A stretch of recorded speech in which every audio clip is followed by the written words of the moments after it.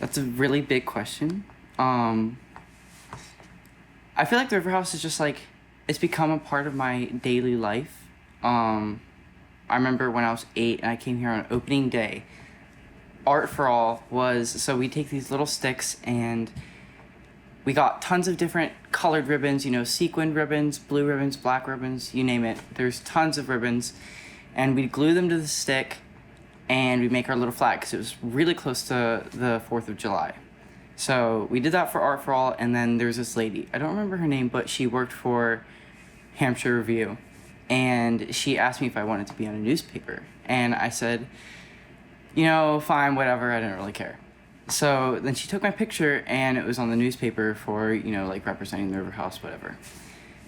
So that was the opening day, and it just, I really, really enjoyed, being here, having that, first, click of inspiration, because, there wasn't really a creative outlet in Cape and Bridge before the River House was here. It was just a sort of a drive-through town where, you'd go through, hey, there's tons of people here, but there's nothing to actually do. No one would stay. They'd just use this to get from one spot to the next. But then when the River House came here, there was tons of opportunities for kids my age at the time, Art for All. There was a club, drawing club. I remember Joe Murray used to have, so it was, most of the times it was just me, my sister, and our 2 friends, and we'd come on Thursday nights, and our moms would sit at the table and eat pie and ice cream and just talk about homeschooling and stuff like that. And I remember we'd do Art for All and we'd play games and stuff like that, and so that was really fun. And then for Miss Jo, because I remember she was the only person that actually talked to me when I came here, because she was the first, she really connected with kids. So then I thought, I'd paint something nice for her.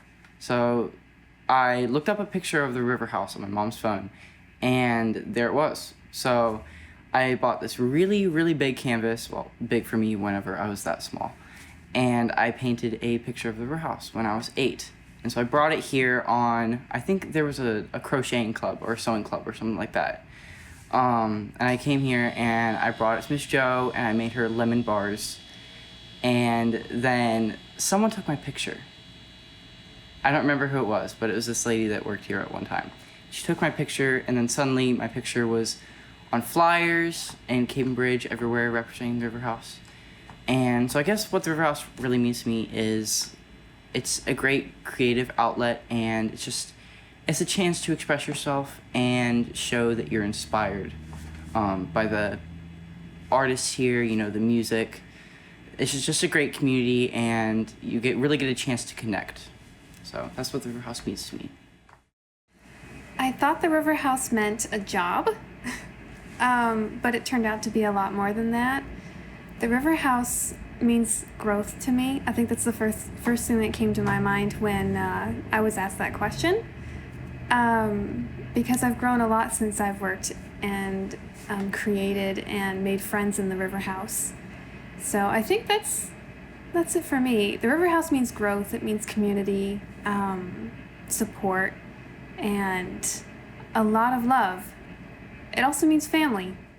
The River House means to me, the words that come to mind are community, friendship, togetherness, a place where you can come from all walks of life to be accepted and appreciated and inspired.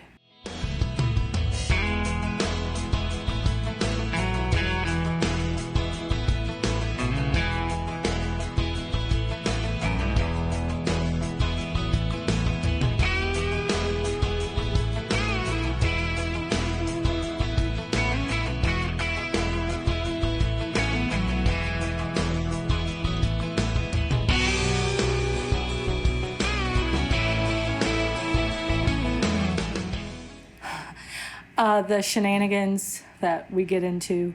Gus, Shianna, and I, we have been on our ups and downs through this entire process, from scribbling in our notebooks to realizing how paint is very opaque and you have to paint over and over and over again sometimes. That's probably been my most memorable thing.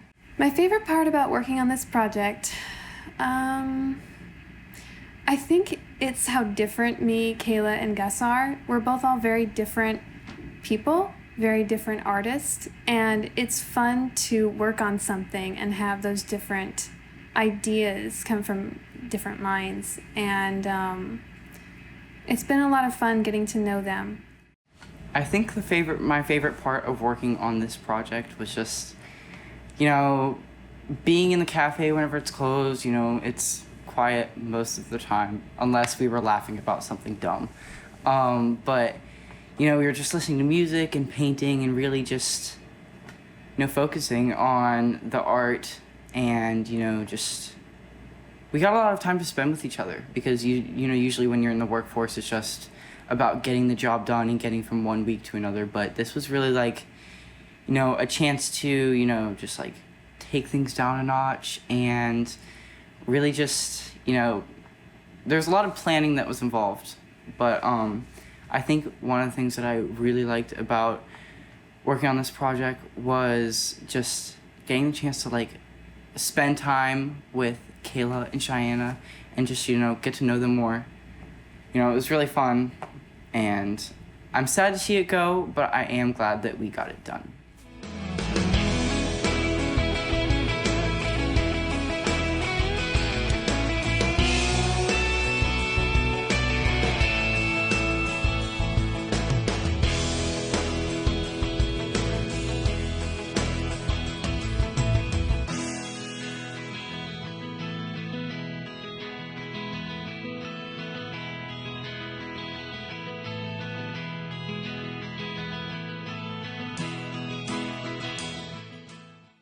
Something I've learned during this project is you can plan as much as you want, but it won't always turn out the way you plan.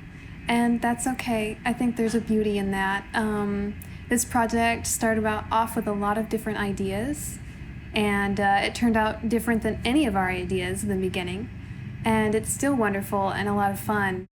I think something that I've learned during this project is, whenever you are so involved in a, just one piece, that sometimes it's good to take a break, step back, and observe what you've done so far.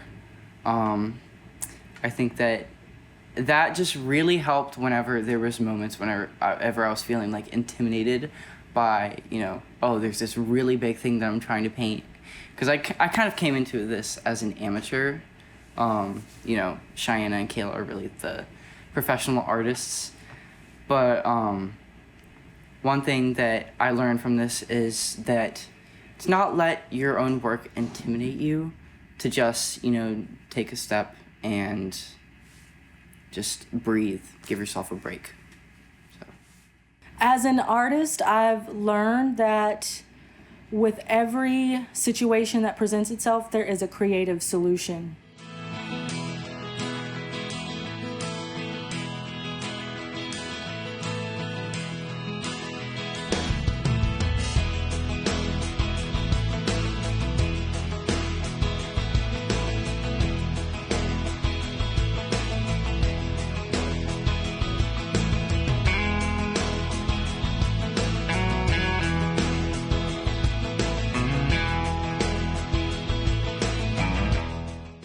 My most memorable part of the project is, so I did recommend using Sharpie. And it turns out that not all paints will cover Sharpie. And so we did spend a lot of time covering up Sharpie, but we also had a lot of fun. It's been a really neat learning process for me and just a fun thing to do. My most memorable part of this project was, I think there was one moment where Bratika told me to erase lettering that I had done for the word community, which, I was trying to like proportion it the right way and figure out, how it was going to fit on the board and everything. So I'm glad that I was doing it with pencil, but I did it with pencil, and she asked me to erase it and do it again. And I looked at her and I like gave her like this sort of glare, and it was like a 5-second dead silence, and then we both just started laughing. It was really funny. But I think one of the most memorable things is, you know, there was a lot of laughing, sometimes too much laughing. But yeah, it was really fun, and I'm glad that there was lighthearted and not just, there were stressful moments, but I'm glad that we were able to, you know, find something, you know, funny or just fun about it. So Getting an opportunity to work with Shianna and Gus, they're both incredibly talented artists, and we got to build a friendship and get closer and get more connected in our likes and our dislikes and learn from each other.